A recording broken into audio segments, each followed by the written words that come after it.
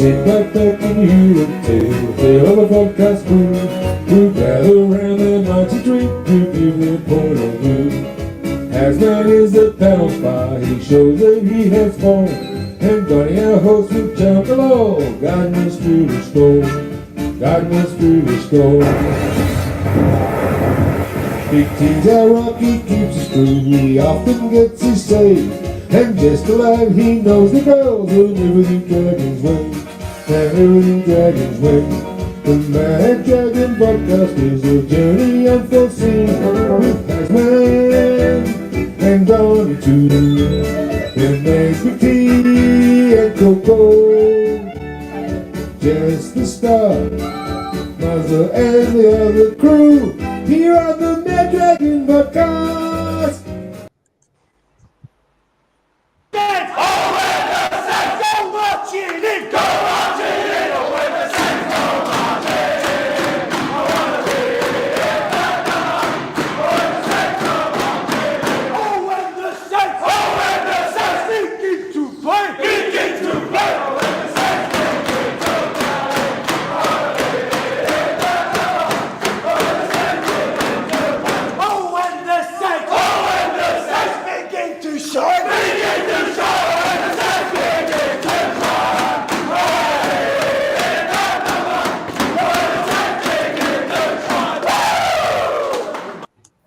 Well, g'day Dragons fans and welcome to the Mad Dragons podcast, brought to you by Complete Warehouse Solutions, a family-owned and operated business with more than 100 years combined experience. Jeff and his team are more than pleased to assist you and in your Sydney warehouse refurbishment or fit-out project.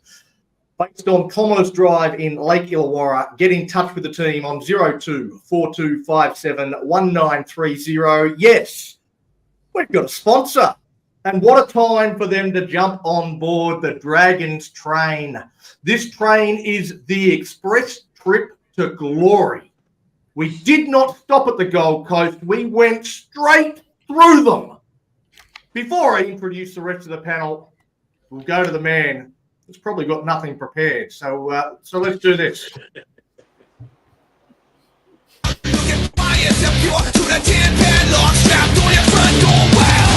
nothing but heroes and villains, more villains than heroes.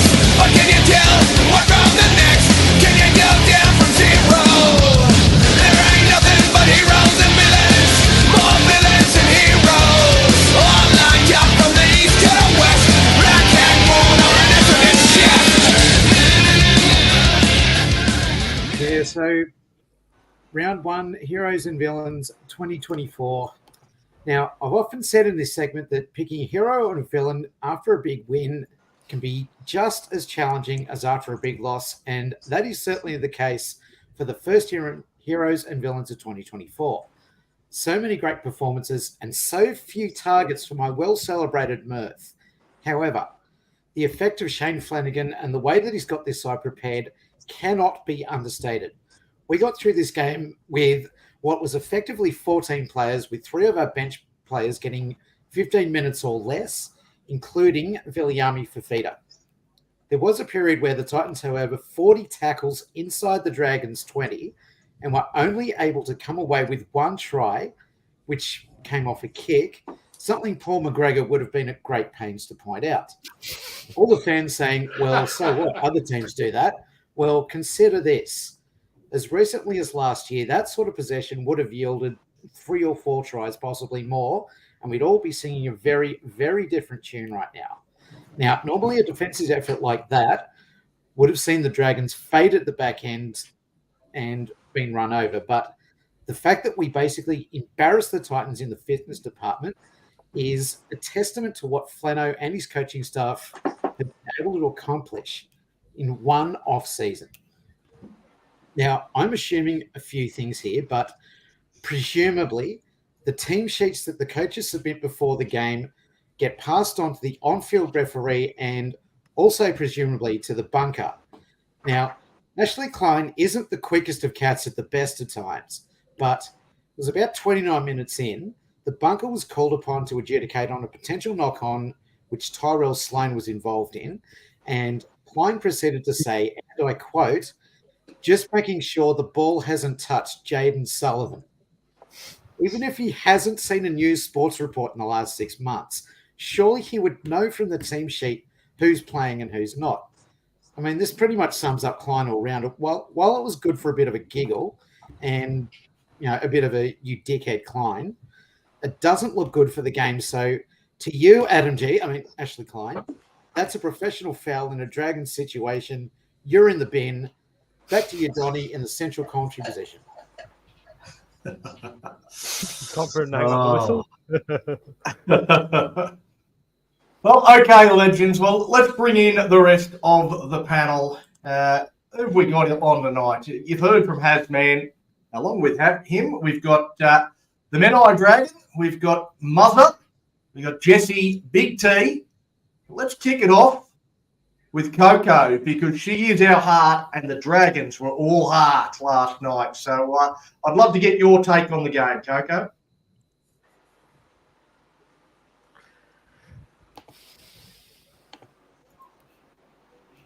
Yeah. Nope. He's hasn't finished. I don't know. Well, there's always What's your take on the game, Big T? You can take that question then.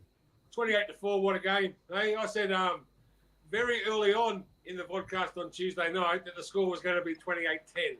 So kudos to me. But remember, I did have the Titans in my bottom four, actually running last in my bottom four. So remember who we played. I think we went out of 4 of our first 6 games. And, great. I thought it was a great game. I could pick anybody for 3-2-1. Yeah, well, I guess that might be the good segue, mate, because we'll move in to that next segment, the Mad Dragons Vodcast Player of the Year. Well, in 2024, we've added a judge to the panel, with Rob making it 8 judges to the Mad Dragons Vodcast Player of the Year. Pretty simple. Each judge votes the traditional 3-2-1 basis. Every Dragons game, win, lose, or draw. There will always be a 3, a 2, and a 1, no matter the result. That means every game, the maximum number of votes a player can receive is 24, with a total of 48 votes to be dished out every single weekend.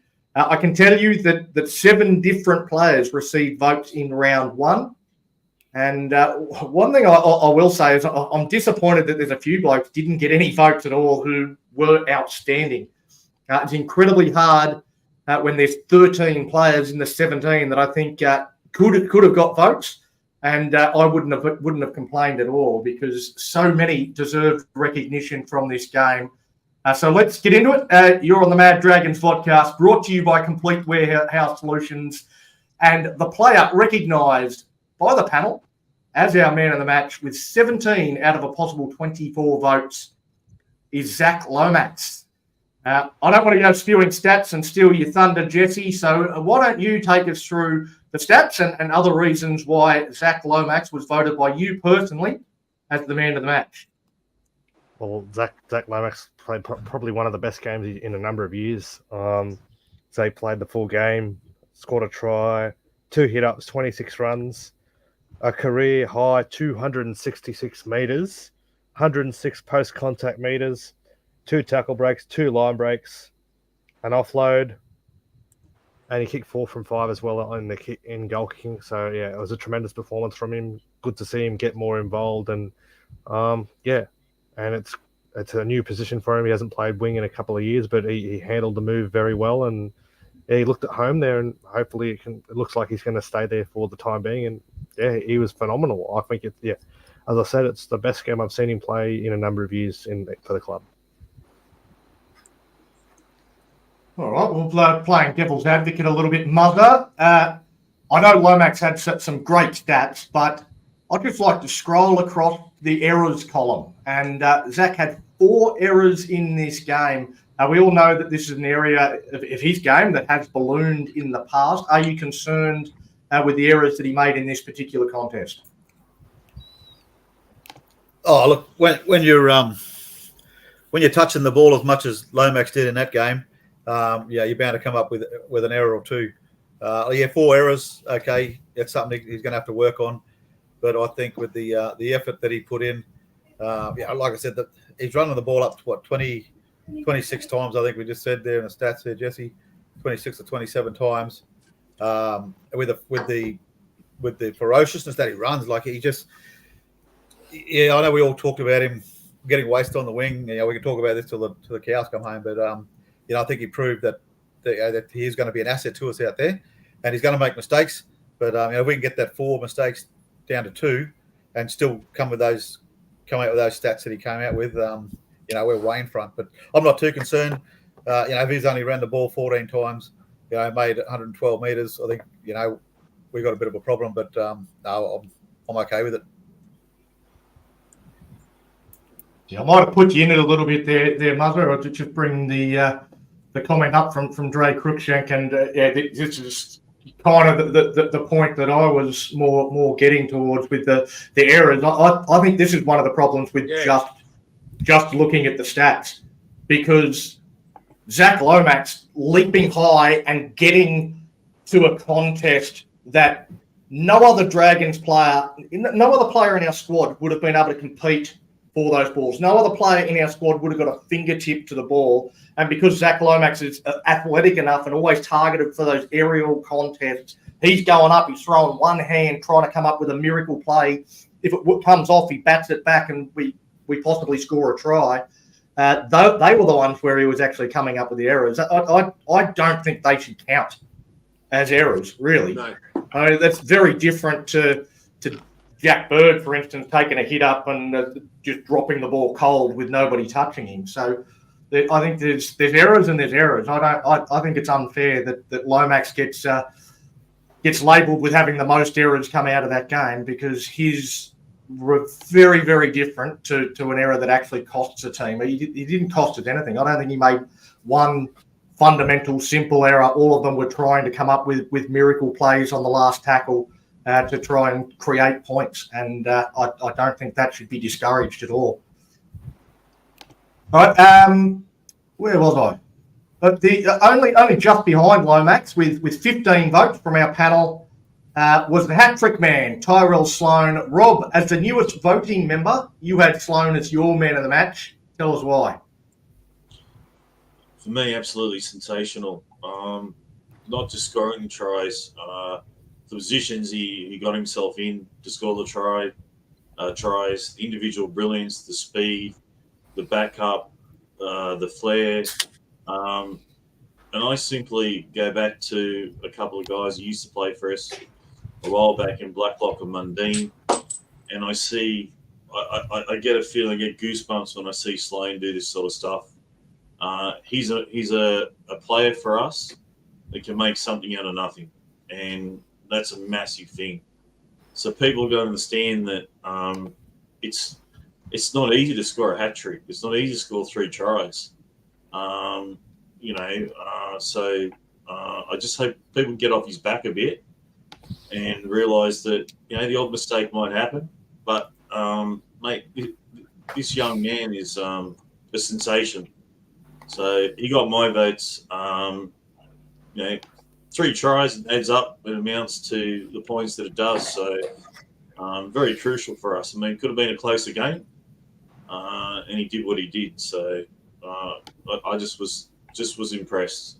The making of, I think, going to be one of the best fullbacks that we might have ever had in the future. So fingers crossed. Totally agree, Rob. Totally agree. Even Slater said in the press conference he's got he said he gave him a ticket for approval for the game last night. He's still got to fix a few things, but to get in those positions to score those tries and seeing him with a big smile on his face too is really great to see, because he's a confidence player, and to see him smiling and really enjoying himself, that's a good sign. It looks like he's going to have a good year. And I think Jesse said he's still got a lot to learn, but to pick up on the press conference, mate, yeah, go on. He's got room for improvement. So if you saw what you saw last night, Saturday night, mate, if we're going to get improvement even more out of Sloan, like I said, mate, this this young man is going to potentially become a magnificent fullback, in the making, like a Blacklock, like a David Peachy, top right at the top of the tree, fullback. And I think it's odds on to happen. I really do. And Flano can see it too. Yeah. Well, there were two judges that didn't give a single vote for Tyrell Sloan, and I was one of them. Those three tries were great, and don't get me wrong. I don't think we have anyone else in our 30-man squad that could have scored those tries, but it was other people that laid those tries on. The first one was all Rayfart Fatala Mariner, who was fantastic. They could not handle him at all. He drew in two and three defenders, popped a beautiful pass to Sloan. The second one, that was Jacob Little. He split the defence, looked to his left, saw Ben Murdoch-Masila and thought, whoever's calling for it on my right has got to be a better option than Ben Murdoch-Masila. And Jesus Christ, Sloan is quick. He had to slow down a bit to get the ball. And I think it was AJ Brimson was right there on him. I got back to top speed in a blink and ran away with it. And the third try, Ben Hunt went right to the line. Some pretty poor defence, but again, it was the sheer speed of Sloan that allowed him to get through a tiny hole in the defence. All great tries, that was for me. Too. Well, I was going to say, aside from those tries, his involvement level wasn't high enough for him to get amongst my votes. So there were a few times where I was screaming at my TV that Sloan needs to be touching the ball more in those areas. Yes. And I was searching for him somewhere on my TV screen, but it was still very good. It was still a great performance, but I just thought there were others that I was more disappointed to leave out of my votes than Tyrell Sloan. Very, very difficult to do those 3-2-1s. At third in the voting was, I think you were just trying to get in there about Ray Fatala Mariner. Maybe you can chime in on this one, Big T. Was behind the other two, with well behind the other two with 6 votes. I actually gave him my man of the match, but I've just spoken for the last 20 minutes. So I'll go to Hazman, who gave him 1 vote, and tell us why you felt RFM was among our best performers, and then we'll go to Big T to get his thoughts as well. Well, I'll ask you all a question. When was the last time you saw a Dragon side with as many offloads and attempted offloads as what we saw last night? Well, I can tell you right now that Fatala Mariner had 3 of them. That's probably as many as what we had the entirety of last season. So there's that. We'll go through a few of his stats. So 8 runs for 74 metres, half of those post contact, 1 line break, 1 try assist, 1 tackle break, 3 offloads, and a tackle efficiency of 96.7%, and no missed tackles. There was 1 ineffective. He only made 1 error and gave away 1 penalty. And you said it, Donnie. They could not handle him. He was going right through them, and 9 times out of 10, he was looking to get the ball offloaded. And that try by Tyrell Sloan was basically because he was able to get that offload away. So I'm actually really impressed with what I've seen with him so far. And if he can stay fit in that sort of form, he's going to be an absolute gun. They're getting a lot of comments coming through about RFM. Big T, you wanted to add in there and have a bit of a chat about him as well.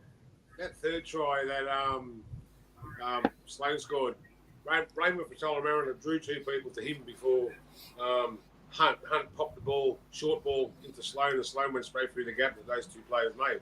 So he had a great game. He nearly got my 3, but I nearly got my 1, but it was close. That was quite difficult, and I'll actually stay with you, Big T. The other vote getters, for the record, Cole Flanagan with 5, Jacob Little with 3, and 1 each for Jaden Sewer and Ben Hunt.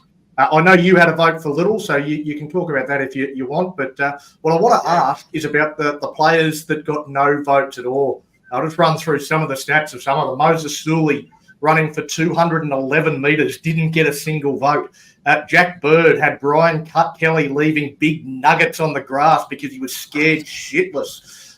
Francis Molo laying an outstanding platform and stepping up in the absence of Blake Laurie with 118 tough metres and 34 tackles. Tom Eisen, who I thought was probably the best player on the ground in the opening 40 minutes, finished with 39 tackles. And then you've got Michael Molo with 120 metres off the bench, 29 tackles without a miss. All of these great performances rewarded with 0 votes from our panel. Which of them was the hardest to leave out of the votes for you? Oh, geez. All five or six of them. Like you're saying, still 211 metres. Wow, that's good. Sewer, 143 metres post contact. He could have got my number 1 vote or a vote. Mikey Molo, 120 metres. I just want to go back to Zach Lomax for a sec. 106 post contact metres. 266 run metres. That was just phenomenal. But I think my heart went with my head there. And I picked Sloan for my 3 points, but the whole 13 out of 17 out of 17 players played Give him their a part. point. So All of them. it was a coin. It was a coin toss. Yeah. Can we give Shane Flanagan points? You could. Well, Hazman did. Hazman gave him the hero. That's all we can do. I reckon Sully was pretty hard done by. I think. Maybe if Sully he had for scored me. a try, he might have got points.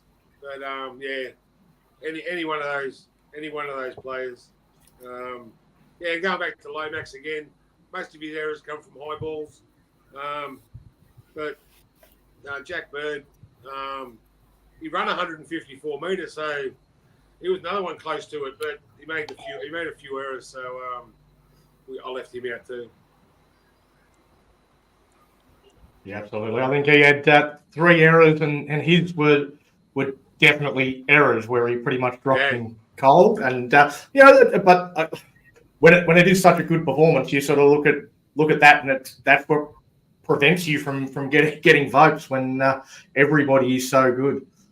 All right, let's move from Mad Dragons Podcast Player of the Year into some moments of the match, and we'll try Coco again. She wigged out on us last time, but let's go to the start of the match. Just 2 minutes into the game, and our first chance turns into 6 points. What were your thoughts after how easy that first try was? I was ecstatic. I was jumping around. I was like, and it was a very good play. I enjoy seeing the fast play, and I enjoyed seeing how the players were running up to the line and everything. So I really enjoyed it. So I really enjoyed seeing it. And I was so impressed with all the players. So I really enjoyed it. Yeah, no, it was certainly a great way to start the game. Jesse, though, after that first try, it came pretty easy. We basically didn't see the Titans half for the next 37 minutes. A bit of a tough question, this one, because it kind of changes the mood of the show a little bit. But what do you think the score would have been at halftime if we were playing one of the best teams in the competition with the amount of ball that we gave the Titans in that first 40? They could have piled on 30 plus points, to be honest. They had, I think it was 24 sets or something on the try line, or 24 tackles within that within their own goal line. And if we played a Penrith, a Brisbane, or a Roosters, they would have piled on the points.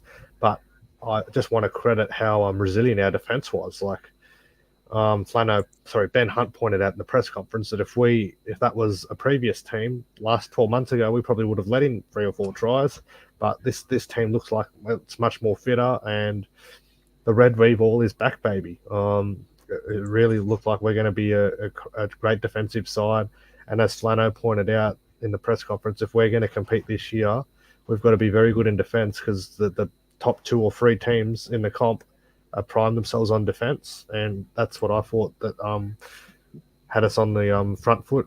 But the Titans really didn't throw anything in attack, and I think losing Kieran Foran late in the game, and late before the game, really hurt them because he brings that experience. And Tom Weaver's still only new into the Titan side. He's only played one game, and then Tanner Boyd still learning the game as well. So the inexperience there really left the Titans flat in attack, and we were just able to read everything they threw at us, and yeah, it showed our resilience and what Sano's done with us in the summer.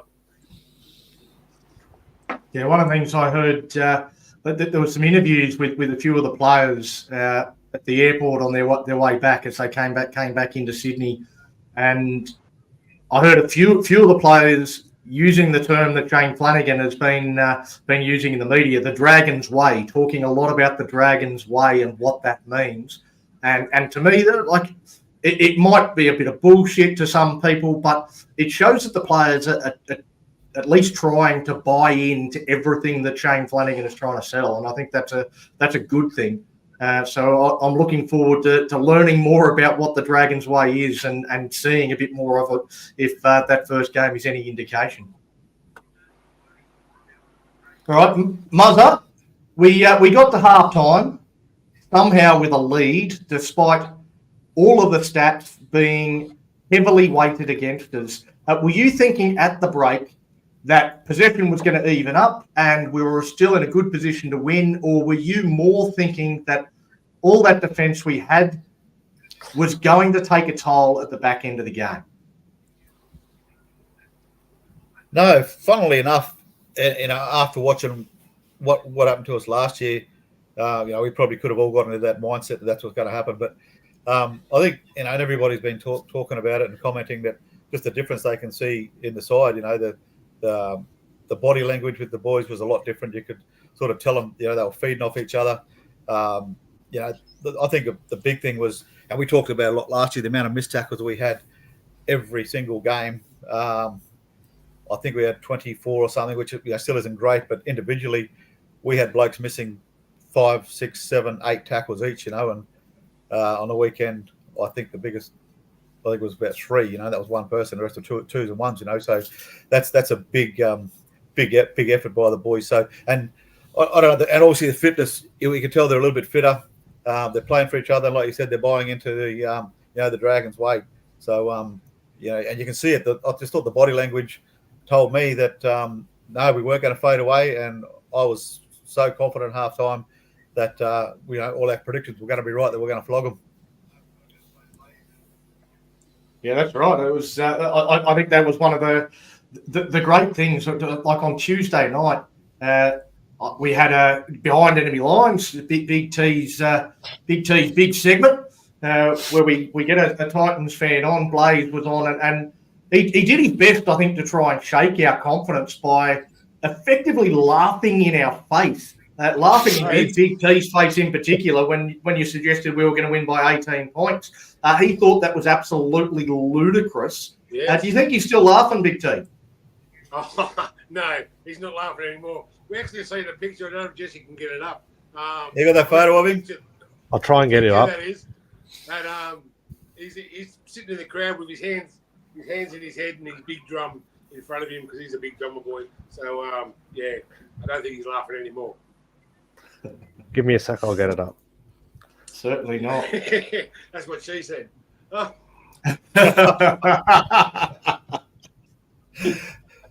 No, it's not 8:30 It was a funny photo. One of those funny. We should make captions for it and send it back to him. I think I'll do that. Send us that picture, will you, Jess? I'll make up a caption and send it back to him. Yeah, but I'm sure he'll appreciate it. They were going to win by 30. There it is. So, there you go. Oh, there he is. On your Blaze. Poor Blaze. Love your work. Hang on, didn't we have a bet on with that bloke? We did, yes. We did. I'm assuming he's going to do our intro on Tuesday. So we wait and see what he produces and what he gives to us. I've suggested to Jesse if we can get him to to sing Owen the Saint go marching in. Him and Clarkey get together, and they can sing that as our intro for Tuesday's show. I think that would be brilliant. Yeah, look, there's no excuses, guys. Whoop. What was that? Do you want to see that? He just wants to. What's Miss, but at the end of the day, Dragons won. Who cares? Like I'm not going to look at my messages. I'm not looking at comments and whatnot because it's brutal. At the end of the day, I stick around, man. We all stick around, and it's real tough for the Titans, man, dude. It really is. But we stay supportive, stay back on the men. I didn't stop drumming. I do the best I can, man, and I know they're doing their best. It was just a bit of an unfortunate one here for the boys tonight, and just got to pick ourselves up. It was a rough one. It is what it is, Yeah, well, he obviously puts himself out there like we all do, and we can certainly feel his pain because we've been through that ourselves. We've certainly seen plenty of times where there's been plenty of times where we thought we were going to win. We were certain we were going to win. The Dragons are having a party comes to mind before a Bulldogs game. For me, it was quite embarrassing. So it's one of those things when as a fan of any sporting team, you put yourself out there, and sometimes it doesn't quite go the way you expect. And Tony Gill on X or Twitter, he still thinks we're going to win the spoon. So. Well, we'll have to wait and see. But we wouldn't be the first team to win in round one and get the wooden spoon. The Broncos did that in 2020. In fact, they won their first 2 games and still got the spoon. So it has happened before, but we didn't look like a wooden spoon team to me in that first game. All right, we got to half time.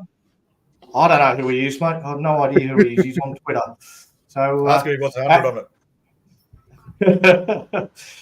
He can put 100 on it if he wants. We're paying a lot more now after that win. We were about $3, and now I think we're out to about $6. So we've doubled in price since that victory. Plano laughed at the fact that we're going to get the spoon.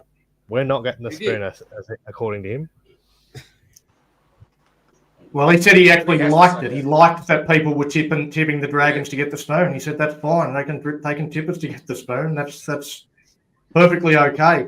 To be honest, when the coach comes out and says, I'm already focused on 2025, it's no wonder people thought we were going to get the spoon. So maybe he's actually backing us in and trying to make some money on sports bet. Who knows?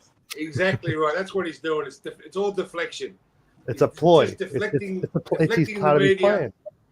That's exactly right. Part of his plan. He's working for this year as well. He's just deflecting the media, trying to get us out of the spotlight. Yeah, that's right. Less out of the spotlight. So he's doing a great job. Thanks, Lano. Absolutely. Well, as we tend to do on this show, we've digressed. We've got off course, which is why we're stranded on Gilligan's Island. So we'll try and right the ship. But Rob, we get to half time. All the talk at half time would have been cut down on errors. Give ourselves a chance. We made way too many errors in the first half. We've got to give ourselves a chance of winning this game and stop making mistakes. The Titans kick off and Ben Hunt knocks on. Everyone knows about Ben Hunt and dropping kickoffs and the impact that can have. What went through your head when he dropped it? Well, mate, I honestly really still thought we had the game in the bag, but I did see a little ironic smile coming from Ben Hunt because obviously it did bring some memories, but I honestly really believe we still had the game, the ascendancy. We were on top. I think Jesse said the Titans just didn't offer anything in attack, to be honest with you.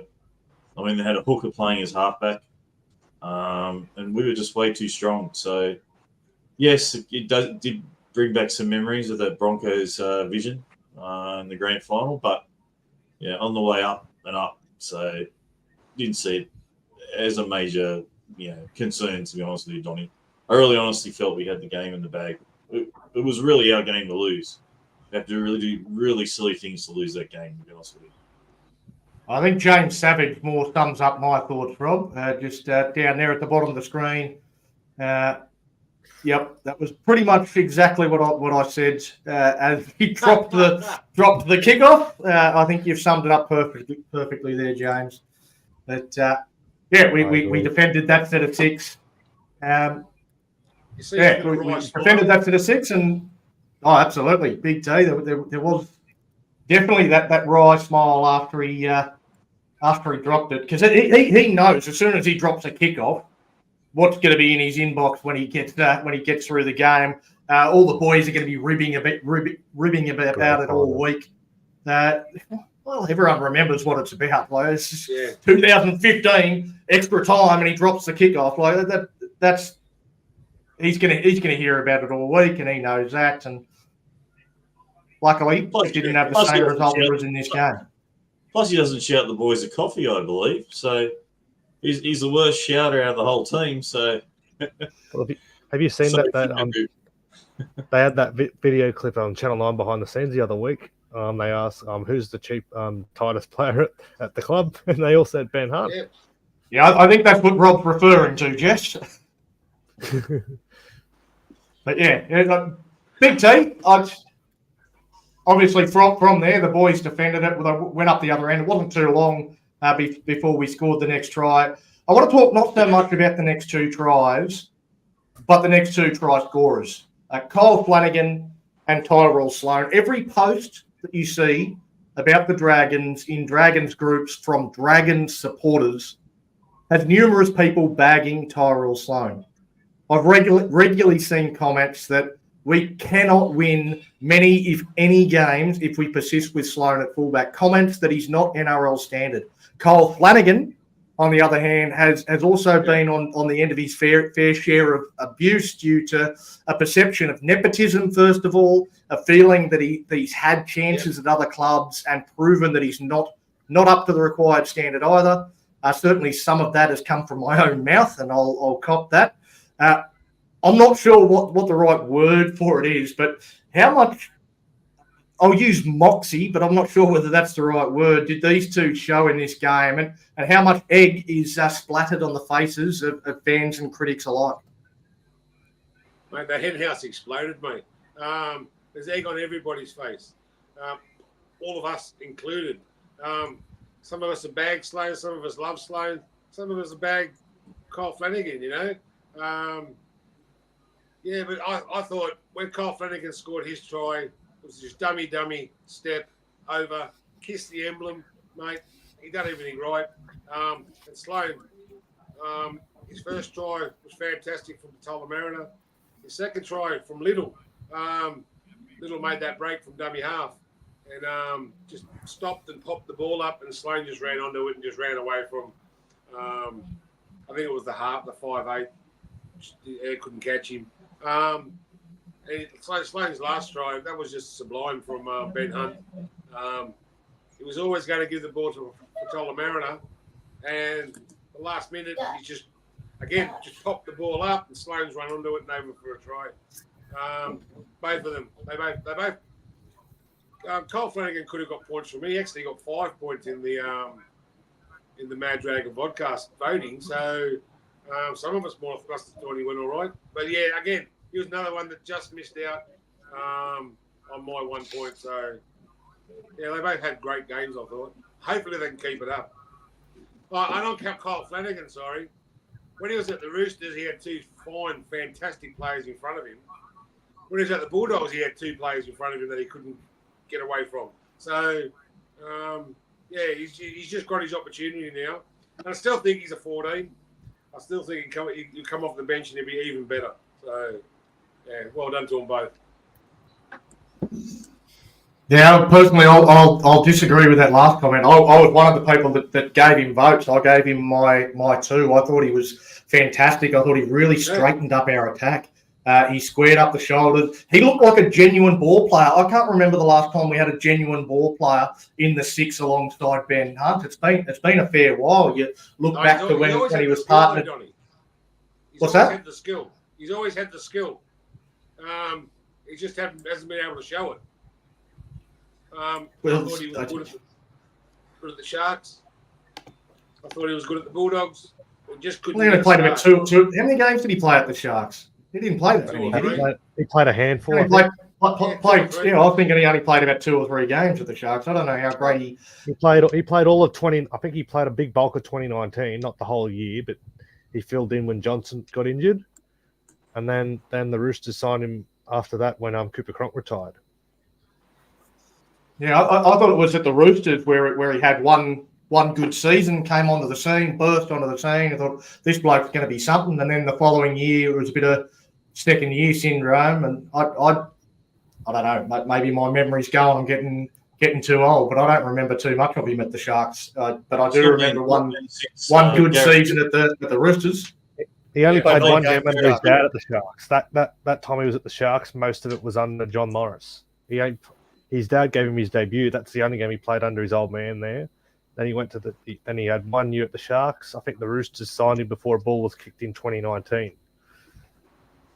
Sorry, the Roosters signed him for 2020. I personally disagree with this whole idea that he's a 14 after 1 game. I'm throwing that out the window. Okay. I thought he looked a better 6 than Junior Monet did in 50 games. In 1 game, Cole Flanagan better than just about anything Junior did in 50-odd games.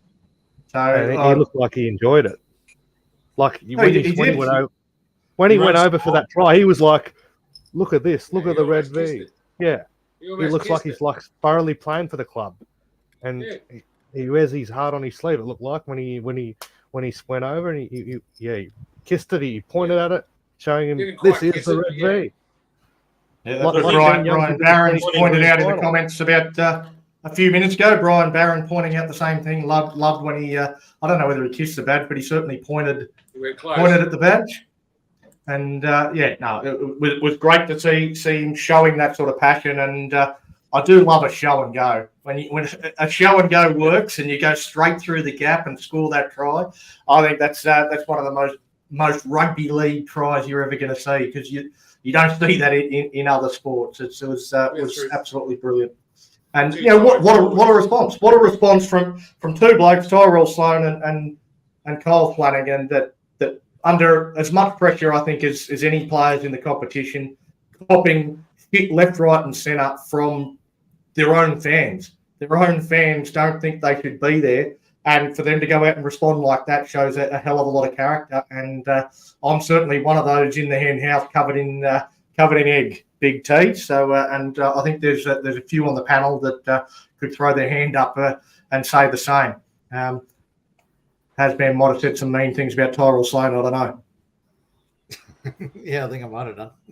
No, but Donnie, on Flanagan, I've learned now he's a talker. He's an organizer. Definitely runs it to the line. Obviously, a perfect match for Ben Hunt. Ben Hunt needed somebody else to be able to, help him organise and lead by example as well. And obviously, Flanagan showed us that he can do it. Yeah, Rob. And so, it was good to see Ben Hunt smiling as well. Stepped up. Yeah, it takes the pressure off Ben Hunt. And now teams, when they're playing us, they're not just going to think, it's going to go to Hunt. It's going to get Ben Hunt. Let's target Ben Hunt. All points of attack. Yeah, and also a Sloan chiming in as well too. It's a massive danger to the opposition. So that's the thing. Remember, Tyrell, he backs up. It's magnificent to have a player that can back up like that. David Peachey used to do it at Cronulla. Years ago for Canterbury, Terry Lamb used to back up like that. And Sloan, he can pop up like that, and obviously has that ability. Blacklock used to do it as well too for the Dragons. So, mate, the spine's looking good for us. Don't forget the running threat of Jacob Little from dummy half. He looked very sharp last night. Yeah, he's forgotten what a great game he had. Yeah, he got my 1 point. Could have given 1 point to just about all of them. Oh, they all put in and really you couldn't say a bad thing about anyone. So good. The coach has got them. The coach has got them going without a doubt. So Flanagan's been great in that department. They're all in Flanagan's. What Flanagan's selling them, like what Donnie said. 100%. Yeah, I just had the comment up from Rob Bell. He said Kyle very young at the Roosters and Dogs. He's now seasoned with his best in front of him, and I think that's Yeah, that's a reasonable point, although he was only at the Dogs last year. So I don't know whether you go from being very young to seasoned he was at the Dogs last year, I said, Jesse. I didn't say only last year. He was at the Dogs last year. Thank you for correcting me. But I know how long he was at the Dogs, but he was there last year. And I don't think you go from young to seasoned in one off season. But I think one of the big things that I heard Kyle say was that he feels that he's been given more confidence this season than he's been given by previous coaches. It's nice when your dad shows confidence in you. It makes you feel good. And he's still only 25. Hopefully that helps you. He's right at that prime of his career. So yeah, as Rob pointed out, it can only get better from you here. Yeah. He's right in the prime of his career. This is where you start to make your mark in the top grade around the 25-year-old mark. Yeah. Right, Hazman, captain's challenges. I don't have the stats, but I just anecdotally get the feeling that we were terrible at captain's challenges last year. In this game, we used it twice and got the decision overturned twice. Is this just good luck and a bit of a coincidence in the first game of the season, or is it further evidence of making better decisions under fatigue and under pressure? But I think it's a case of making better decisions under pressure. I think it's also, I think the communication was a little bit better between Ben Hunt and the rest of the team. Basically going, Tyrell Sloan was, adamant as hell that he was on the right side of that one. And, he's managed to convince Hunt, and Hunt's gone, we think you made a bad call there. We want to check it. You can talk about, we got all these calls going against us, last year because, the NRL hates the Dragons and all that sort of crap. But there were a lot of decisions last year that should not have been reviewed, that were, and I think they've just become a little bit smarter with it, a little bit more sort of judicious in which sort of decisions they do go out with. There were a couple last night. There's a couple of forward passes, I think, where I was thinking, we're probably going to challenge this, and it was blatantly obvious that that we'd messed up. So, but as it turned out, they didn't go up for it. So, I think Flano's had a chat to him about being a little bit, sort of smarter with it. Absolutely. Well, Coco, I don't know if you're still around, but you are still there. I'm here. Do you think the Mad Dragons podcast should introduce not a captain's challenge, but maybe a challenge against the captain, where a member of the panel can challenge something stupid I've said? Yeah, that sounds so fun. I would love to do that. That would be so cool. Why not? Well, it's something we all said stupidly, I think. Why not have a week where we just do it to each other and go and make fun of it, You've got to make light of things. So I think so. That'll be fun. Yeah, I think Hazman would be the Shane Watson of Captain's Challenges. He just used it in the first minute of every show, I reckon. Oh, he swore. It's not 9:30 yet, That's close enough. Yeah, fair enough. All right, well, we might move into some viewer questions. So the first one, we've got a couple that have come through live, which there's going to be questions without notice that I've started along the way. But the first one, a pre-prepared question, Jesse, Ian Johnson says it's a long trip from Wollongong to the Gold Coast / Brisbane, and he's surprised to see the squad come home rather than set up camp in southeast Queensland. Do you think there could be advantages to the club staying up in Queensland for the week to prepare for round 2 against the Dolphins, or do you think they've made the right call in coming home in between? I think they've made the right call to come home. It's a week to prepare for the game up against the Dolphins. They didn't fly up till Friday for the for last night's game. So I don't expect them to fly up till probably Saturday afternoon to Brisbane and then move north on to Redcliffe. Yeah, I think you look at expenses, you look at time away from their families. It's going to cost the club a hell of a lot of money to have accommodation and all those camping and finding facilities to train at. I think it's a good call to just save that sort of money and come home and train in their own backyard and sleep in their own beds because, I think it's just going to save the club money and it's going to be good for the long run. And then they can just fly up Saturday and, well, they've already played up there last night and now the weather shouldn't be too different weather-wise. So, yeah, I think it's a good move from the club to come home today and prepare in our own backyard. Yeah, I tend to agree with everything that you said, with the exception of the money thing. For me, I couldn't give a rat's about saving a couple of dollars on accommodation. If staying up there is the best thing to do, then that's the best thing to do, and you spend what you need to. But I agree with everything else. I think coming home and doing a normal preparation, using your facilities that you're used to, going through the normal things that you're going to do week in, week out to prepare for a game next week. I think there's advantages in doing that. I think that when you talk about doing a camp, having a week in the middle of the season where you're away and bonding with the boys and all that sort of stuff, it sounds fantastic. It sounds like it should be advantageous. But again, just looking at the results, the teams that do that, it doesn't to me ever seem to work out the way that you expect it to, and usually the results are not all that great. So yeah, I think it's a good thing that they've come home to prepare, and I think we'll see the fruits of that once again. It's trust in Shane Flanagan and everything he does. He's earned that, I think, at this early stage of the season at the very least. A viewer question, well, not really a question, but I'll fashion it into one from Grant Bell. Mother, I'll go to you with this one. A lot of talk about Zach Lomax on the wing and how effective he was. But one thing a few people have noticed is that Mika Ravalawa didn't produce the same sorts of numbers we're used to seeing from him. Is that a case of Zach sort of stealing the limelight, or is there other reasons why you think Rava was kept quiet?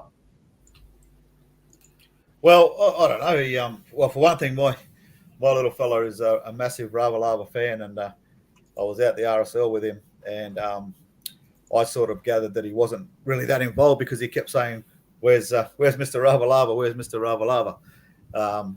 Yeah, look, whether it's just a game plan to go down the other side or I'm not really sure. But yeah, Rava is not normally a lot more involved. But who knows what next week's going to bring? It could all change around, and he might be making 180 metres next week, and Zach might be quiet. But I don't know. The exact reasons might be it might have been game plan or just the way things pan out on the day, I guess. I don't know. But I know my young fella certainly missed him, that's for sure. Yeah, for me, I don't think it was necessarily our game plan, but the Titans' game plan.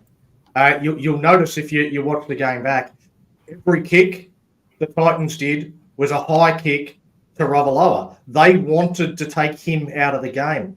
After how effective Zach Lomax is, I don't know that there will be too many other teams that will use the same tactic. They might want to come up with something else. So I think it was the Titans that intentionally tried to limit the effectiveness and limit the impact that Mika Ravalawa would have on the contest. And obviously that didn't work too well for them. All right, another question. This one from James Savage. Rob, well, more a comment again, but want to get your thoughts. How did you think Big Ben Murdoch-Masila played? He thought it was one of his best games. What were your thoughts on Ben Murdoch-Masila in this contest? I think he went okay. I think he did things well with what he did. But my understanding is from Flano, he'll pick his strongest 17. And, I don't know. With a few players that are going to come back into our squad, I don't know if BMM is going to maybe even get a bench spot. So, but yeah, look, he played well. They all played well, so I can't fault him. Yeah, again, I don't know if anybody's got the stats open, but he went okay, but he played 14 minutes. Yeah, I think it was minutes, less than 15 minutes he was on the field. So, hard to- while he was out there, he did well. Again, we've spoken about it on this show a few times about how Hook used him almost exclusively as an edge forward, and his lateral movement just isn't up to being an edge forward. He's too big, he's too bulky, he doesn't move sideways quick enough, and was always going to be more effective as a middle. And I think we saw that again this weekend, that he was more effective playing through the middle of the field, and some of his best attributes, his size, his speed, it came to the fore in a few little things that he did in that short period of time that he was out on the park, playing in the correct role. I thought. Right, Jeff. Mate, I was just going to say, I thought he was more involved, did more in that 15 minutes than some of the games last year where he played 60. Yeah, no, that's a fair point. That's a fair point. He played 80 minutes in some games and wasn't that involved. Even stats-wise, some of those stats were some of the stats that he was getting when he was playing 50 minutes. So, big improvement, big effort. But, we've got 3 blokes coming back too. Yeah, we'll get to those guys in a little while. We're not too far away from talking about that. I know we've got about 55 questions about that, but we'll get to that in due course. The next one for you, Big T, from Damien Stark. Jack DeBella, he got named at lock. He ended up starting in the front row. What role do you see JDB playing through this season? Oh, you might be on mute, mate. Someone's got to do it. There's always one. It's about time. Always one. It's not normally me, though. No, it's not.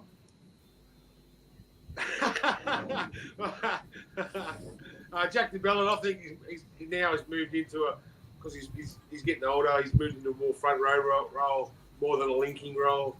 He can still play the linking front rower who links between Kyle Flanagan and Ben Hunt. But I think he's now a front rower, and he's got to play that role, I think. He's getting a bit slower. He's getting a bit on in age. So I think he just hit it up and barge it up. That's what he's got to do. And his defence is second to none. So in the middle, he's going to be very valuable. No, I was waiting for Jess to chime in there because I know Jesse definitely sees him still as a lock. He still sees him as our ball playing lock. But I think he's coming towards the very, very, very end of his effectiveness as a lock. I think there was one time in that game where he played ball player, the ball hit the deck, and we handed over possession. And I think that's where he's at the moment, where I don't know that he's a great ball playing lock, and surely we need to be starting to look for a better option. I think he's still our first choice lock at the moment. But I think by the end of this season, he's off contract. If he wants another contract, I think that he needs to start thinking about transitioning to being part of that front row rotation, because I think he's a bench prop at best next year if he gets another contract, and that's what he should be offered in terms of payment for another season. I don't think he's a starting lock going forward. Well, Tom Eisenhuth played there last night. Is he an option there? But he's another player he's only signed for 1 year. I mean, do they go long term and look for maybe one of the Couchman boys, or look to blood one of their juniors through, or look for Ada Fatala Mariner or Mickey Molo? What do you guys think? Because Eisenhuth's only there for the year. I mean, unless he gets another contract next year, but he played there last time. I thought he was tremendous.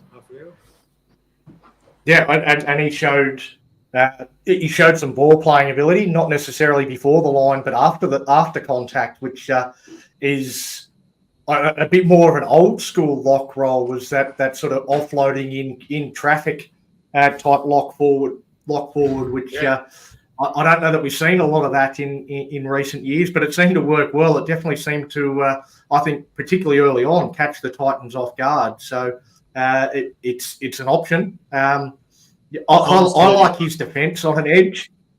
Tom's Yeah, we know. Yeah. But 31, you can still play for another 3 years. Oh yeah, no, I'm just saying, just throwing the ages out there so people know. Yeah. Yeah.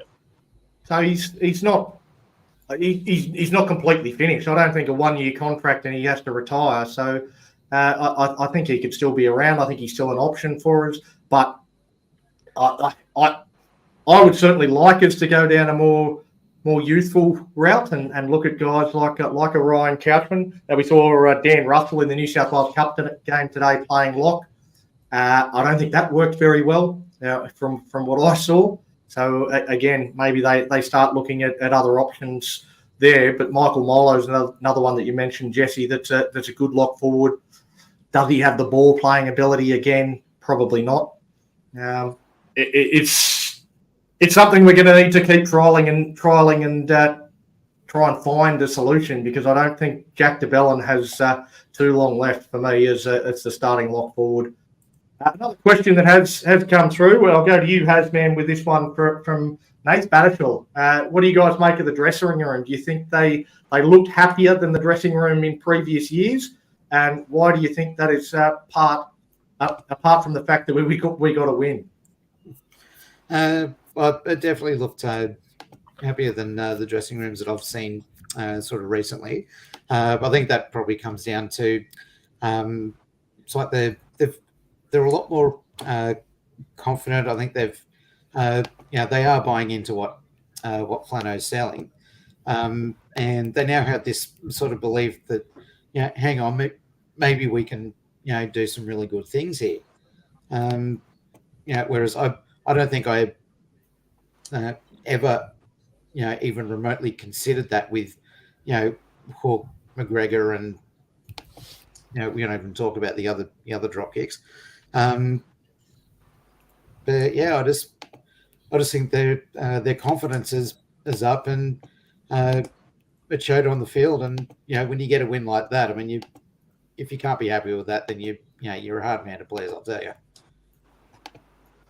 Yeah, again, for me, I think it's easy for a dressing room to look happy when we win. I think if you go back and look at the way we sang the team song whenever we won games last year or the year before or the year before that, they always looked pretty happy. We were all pretty happy. So I don't know that they look any happier than any other year when they're winning. I think when you're winning, you're pretty happy about it. It's just we hope to do that a little bit more often and keep the smile on their faces and keep the smile on our faces. More importantly, well, not more importantly, but equally as important.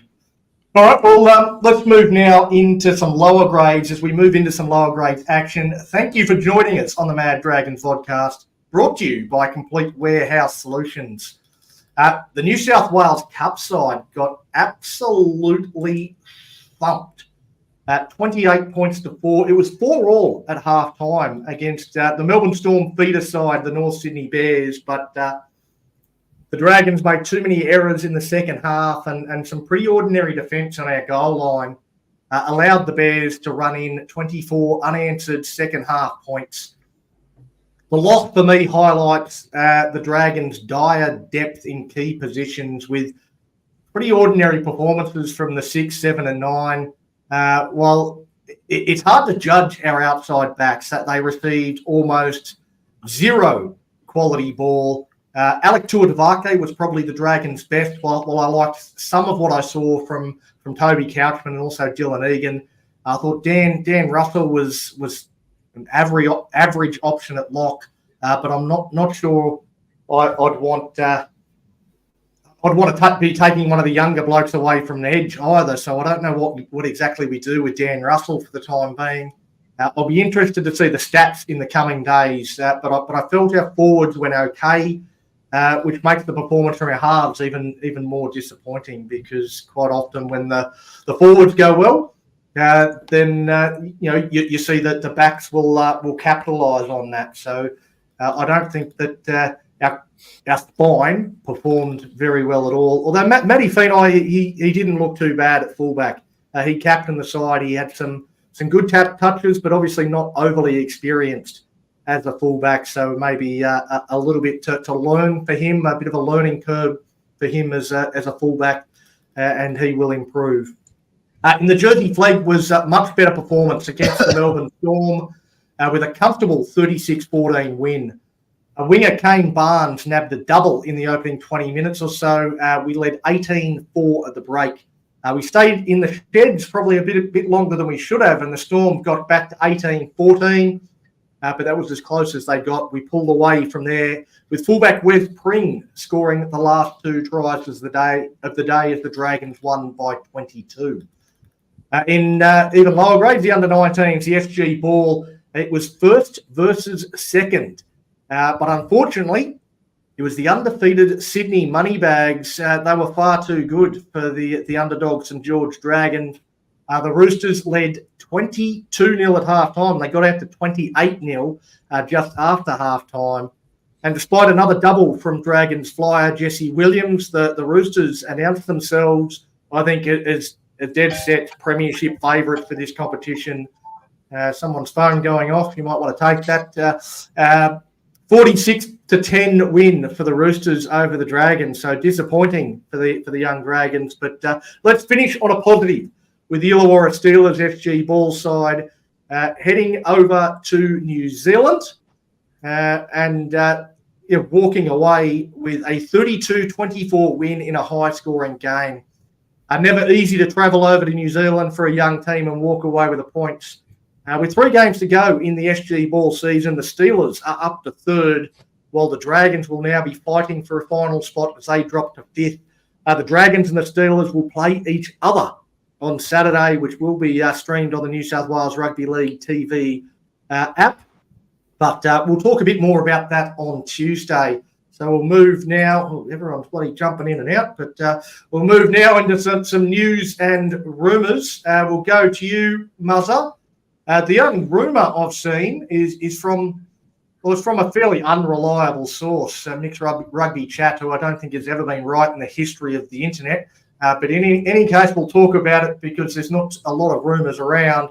The rumour is about Jordan Petaia, 23-year-old Wallaby centre, rumoured to be in discussions with the Dragons for a code switch in 2025. Not so much about the player, because I know we don't know too much about.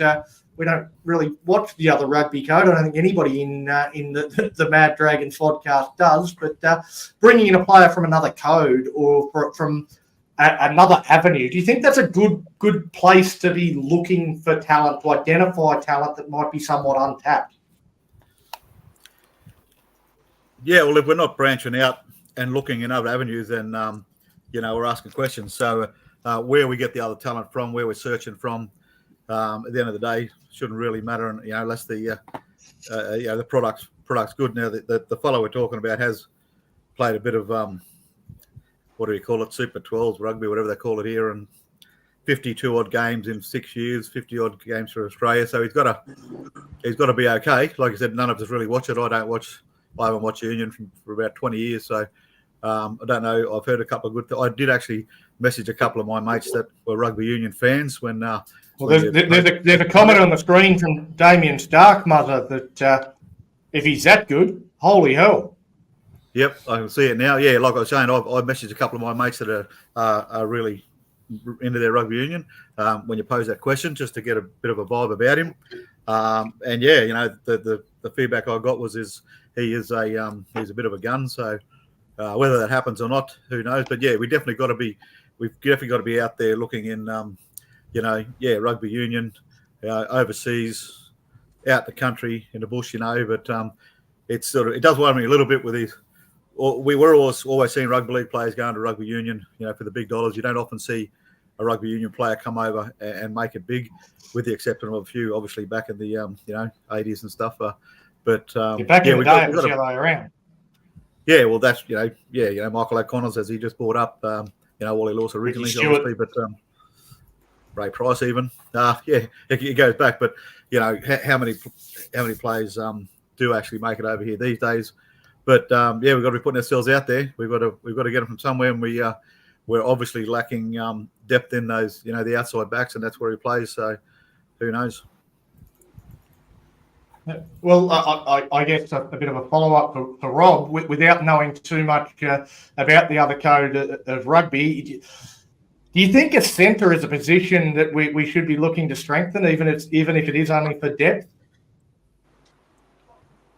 I don't know, mate. And I don't know if this ties in with Zach Lomax and all the rumours as well too about him, even though he's gone to the wing. But depth-wise, well, yeah. I mean, I suppose when you look at it, go back to the Souths game, we were right in it in the first half. With pretty much our top team on paper, missing a couple of boys, and then all of a sudden, Flano changed it up and put a fair few players on different positions. So maybe he's identifying centre as, he wants someone in.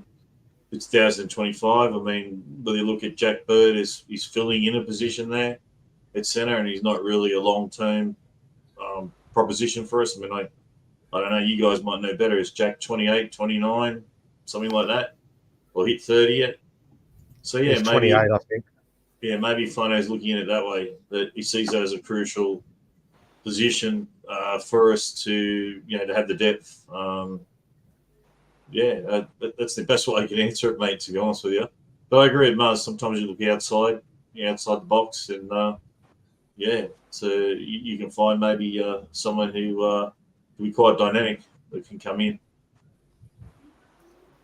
Yeah, that's an interesting point raised by Brendan Daly. With Squadron Energy coming on board, Twiggy's company, he said maybe he's had an influence in trying to get some rugby boys to the Dragons, because he's got his fingers in the pie in rugby union. But I don't know how much he's linked with this bloke. But Big T, the other rumours, and Rob sort of alluded to it there, and I still think we do need to speak about it, is the apparent unhappiness of Zach Lomax. Now, this has gained a little bit more credibility with Shane Flanagan admitting that Zach probably is unhappy with the situation. If you're the coach, do you try and bend over backwards to keep Lomax happy, or do you keep doing what you're doing and risk a player of Lomax's calibre spitting the chewy? Well, I think Zach Lomax, he deserves to play in the centres. He's probably our best centre. But I think it's more stability with Jack Bird there. And the matter of saying that he's not happy, all us fans were saying weeks and weeks ago that Zach Lomax isn't going to be happy. He isn't going to be happy with the move, and we all said it. And maybe he's not happy. And as Damien Stark just said right there, he needs to put the team first. He had his best game in an absolute mile of a time on Saturday. So I think he's just got to suck it up, and one day he might move back into the centres. So, and a report this evening is that Zach Lomax is going to revisit where he is in round 4 with Shane Flanagan. So they're going to revisit his position change in round 4. Well, I was listening to the Big Sports Breakfast this morning, and Peter Peters was on saying, Zach Lomax, Shane Flanagan is the coach.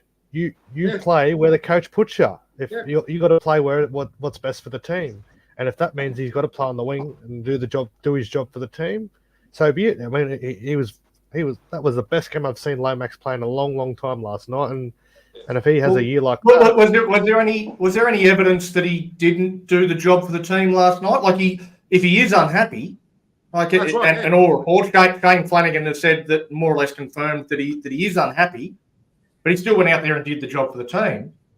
But he doesn't want to play wing. So I'm sure last night. I don't know. he can still do the job for the team and still look for opportunities elsewhere. Is that what we want? We're happy for him That's to. right, he can. But we saw last night that Shane Flanagan knows what he's talking about and put Lomax on the wing. He had that freedom. He was hanging around behind to play the ball, if you noticed, on a couple of plays. So he's been given that freedom to play better football, I think.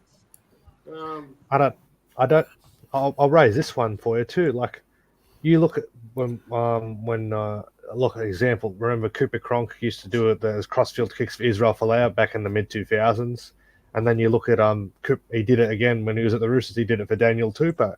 I mean, you saw it many times last year, and we saw it a little bit last night that Ben Hunt would kick for Paul Lomax to potentially get the ball and score a try off it. I mean, exactly right. And those times at the Roosters in Melbourne, Lomax, Folau and Tupou are known for their height. Lomax is very tall as well. So, is that a ploy why Flano sees Lomax as a winger? Possibly. Good point. Yeah. Again, I think we saw last night that it works pretty well for the Dragons, but you know, if you Zach Lomax, put yourself in Zach Lomax's shoes. What's the maximum amount a winger can earn? What's the maximum amount a centre can earn? What's the maximum amount fullback can earn? Where do you want to play? You want to play in the position where you're going to be able to earn the most money and set yourself up for the rest of your life. So, you know, while it might be best for the Dragons that he plays on the wing, if he can get double the money playing fullback for a different club, why is he going to stay and play wing for the Dragons? Yeah, he's still got 2 years to run in his contract, though, hasn't he? But how much is he on already? He's about 800. 2027, I think he's Question is going to get more at another club. 26, so, I'll tell you one thing. He is not on $800,000 a year. Do not believe what you read. That is rubbish. They don't know how much he's on. He's not on 800,000. So he's on less. It's a made-up number, mate. Like I don't know how much he's on, but he's not on 800,000. But he's on a big contract. He signed. Well, I think it was a 2020. He signed that long-term contract. Deal, didn't he? Exactly. He signed a 6-year deal when he was. He signed a long-term deal before he'd done anything. I mean, why would they have him on $800,000 a year before he'd done anything? That's right. He might be. They've made up a number. They've made up a number. Are the Roosters after him? Is Manu going to leave and go to rugby union? The Roosters are after him. And Solis. Harris after him too. Yeah. Nobody can be after him. They can't talk to him. They can put expressions of interest. Plano did raise that. Yeah, but that's one of the things Shane Flanagan did say was that these clubs are interested in Zach Lomax. If any of them have spoken to him, they can expect a phone call from the NRL because they are not allowed to approach him. They are not allowed to talk to him. They're not allowed to be interested in him. They cannot be. He's under contract. They're not allowed to be. So they can piss off. They can express interest. Say, "Oh, we'd like to have him in our club." I think you can talk money. They can't negotiate a contract with him. Money, they can't talk nothing. So, and I don't think they can even talk to his manager. Yeah. Again, it's a very grey area, isn't it, Big T? I know Hazman's got to go, so I'd love to keep talking about this point, but I know Hazman's got to leave, and I've got another question for him. So, and it's one that we've got 16,000 people in the comments that want to know this one, and basically everybody's asked this question. I'll put up Damien Stark, but I don't think there's any. I don't think there's any forced changes in terms of injuries or suspensions out of that game against the Titans. But yeah, I guess we've got a couple of players that are coming back. Luciano Leilua is available for round 2. We know that for sure. Blake Laurie was a late scratching for round 1, so could be available for round 2. And Hame Sele also a chance of being available for round 2. So Hazman, assuming all those 3 are available, what changes do you make to the 17 for round 2? Well, look, probably we'll start with the bench. Probably Molo and Fafita will drop off. possibly Laurie goes back to. I mean, do you bring Laurie in into the starting side, or do you bring Sally in? One of those two would happen, I would imagine. De Bellin would go back to lock most likely. Eisenhuth goes onto the bench, and probably Luciano on the bench. That'd be how my team would look. So who are you dropping? So basically dropping off Michael Molo and Michael Molo, Viliami Fafita, and Murdoch Masilla. A bit rough on Michael Molo. Would you consider going with four? Just consider going with four forwards on the bench. And Connor Mollison played again 12 minutes. Surely Jacob Little could play another 12 minutes. He was absolutely on fire. Would you consider going with four forwards? I probably wouldn't. But I'm not the coach. I'm happy for Flano to decide that one. But I mean, if you don't carry a 14, I mean, what happens if if Little goes down? What happens if Hunt goes down? Well, we've got Jack Bird there. We've got Cole Flanagan can go into 9. We've got Tom Eisenhuth who's played plenty of centre. We've got we've got a few guys that could shift out wider and that's shuffling deck chairs on the Titanic. Well, I mean, do you plan for a worst case scenario, or do you plan for the best case scenario? If the best case scenario happens, don't you want your best 17 players, or do you plan for the worst? And if the worst doesn't happen, you've actually got a shitter team than if you had have actually planned for the best. What's the best way to do it? I don't know. It's a good headache. One way is better than the other. I don't think Connor Mulhausen. It's a good headache for Flano. Big T, what were you saying? I don't think Connor Mulhausen done anything wrong yesterday. Well, he only played 12 minutes. How could he do anything wrong? That's right, yeah. But we've seen it before. Players come on and just have an absolute shocker. But he didn't do anything wrong. He shouldn't. Like Michael Molo, he was running for metres and metres and metres. Why should he be dropped? Ben Murdoch-Masilla probably had one of his better games that he's had for us. So he's another player. Do we keep the same side? Do we let these come through reserve grade? I don't think so. But I reckon you got to listen to what Flano said. Flano made the statement. He's going to pick. He'll always pick his strongest 17. Exactly right. So in his eyes, his best, his strongest 17. So yeah, I mean, I believe that's what he'll do. He'll pick his strongest 17. But not necessarily on last game form, but the strongest players he believes in all those positions, including Lomax. At the moment, he believes Lomax is better on the wing for the team. And I think that's what will happen. And Luch is coming in. I gather he'd be in the strongest 17. So I can't see him missing out. So that's why I reckon Blocker's available too. Is Blocker available though? It's and Jesse, I'll just ask. Jamie Robert Hurst has just chucked this comment up, and I know this has certainly been part of your comments in the group chat in recent times since the victory. He says, "Why change a winning team?" I know you've been a big advocate. You can't drop anyone after a performance like that, but I mean, why would you change a winning team?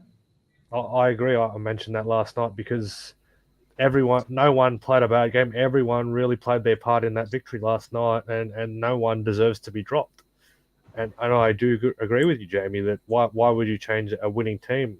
They deserve to be rewarded and play against the Dolphins in Redcliffe next week because, that was a great display. And, you don't change a winning team, and why change what's not broken?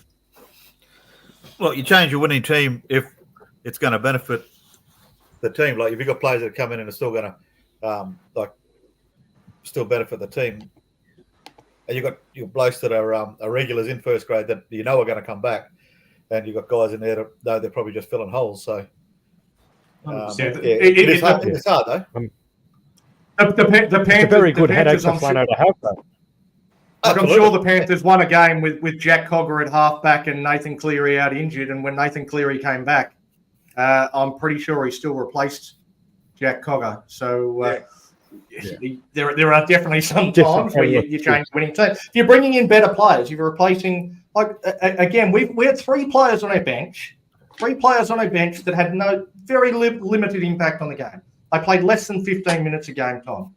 So there was 3 players that they weren't really used. So I think those 3 are the players for me. I know Michael, it makes sense, Michael Molo, and you want to keep that 14 there, but I don't know that we're any more versatile with Connor Mullison at 14 than we are with 4 forwards on the bench. We've got a lot of versatile players in our team as it is. So I think to the point that was made before, that you've got a plan for injuries, 100%. You do have to have a plan. You have to have a plan no matter what happens. You have a plan for what you're going to do.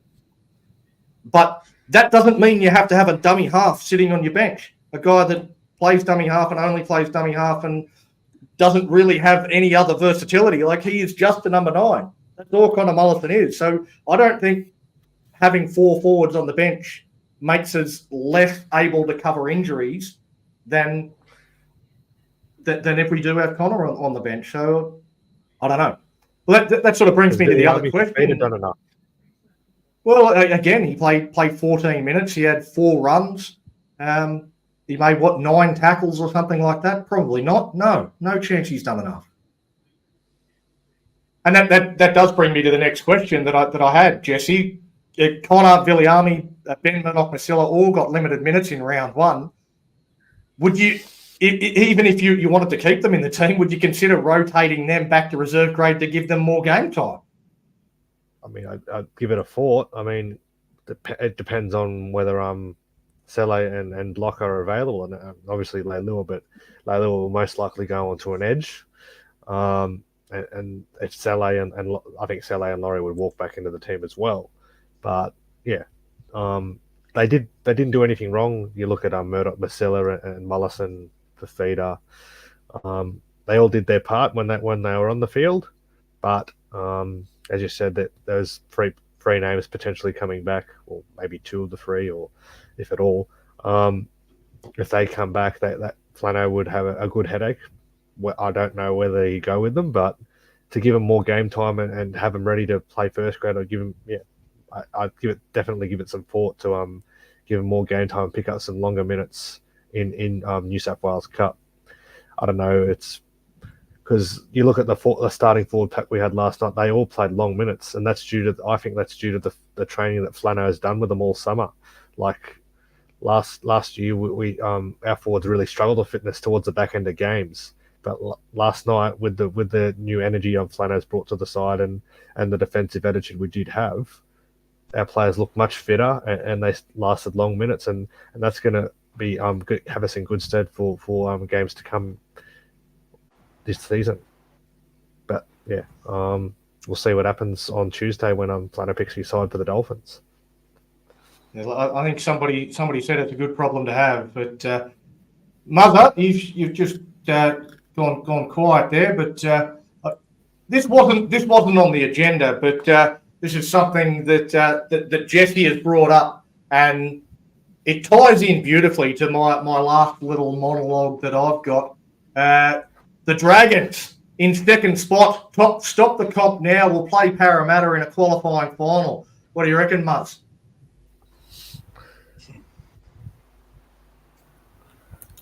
Yeah, just getting closer so I can see that. The Dragons are in second on the ladder, mate. How good? When was the last time the Dragons were sitting second on the ladder? Oh, it was better. It was better about 2 o'clock this afternoon when we were on top.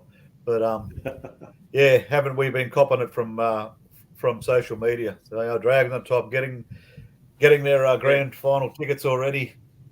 All that The March premiers. Not even April premiers. No, well, look, yeah, we'll take it while it's there, eh? Like, who knows? Dolphins had a shocker today. If we get up next week, we could be one of the only teams on 4 points. So, yeah, let's take it. Stop the train. No, don't stop the train, Donnie. That was fucking gold. Full steam ahead. Next stop, Redcliffe. Next stop, Redcliffe. It is. That'll be nice. Well, once again, I would like to thank everyone who has tuned in for tonight's show, and a massive, massive thank you to our new sponsor, Complete Warehouse Solutions. What a great start to the season. And I would just say enjoy the win. Celebrate the win. Get carried away. Buy your grand final tickets. It's been a long time since we've had a reason to be happy, so let yourself be happy. Come on, Dragons fans. Fire up. Fire up. Fire up. All right, mate. Red League are part of me.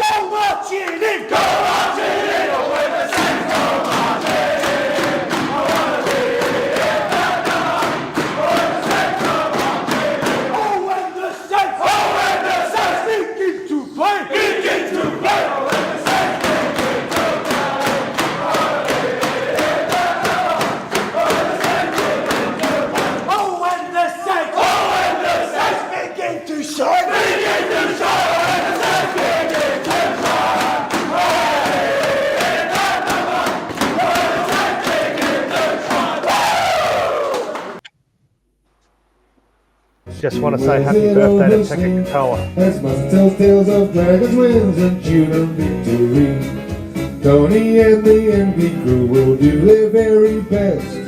Hitting off topic and I digress with a red V on our chest. The Mad Dragon podcast is a sheep of camaraderie, navigating rants down rabbit holes in the land of big wet feet. And so our peddlers speak the tales and our friendship is our dream. The Mad Dragon podcast.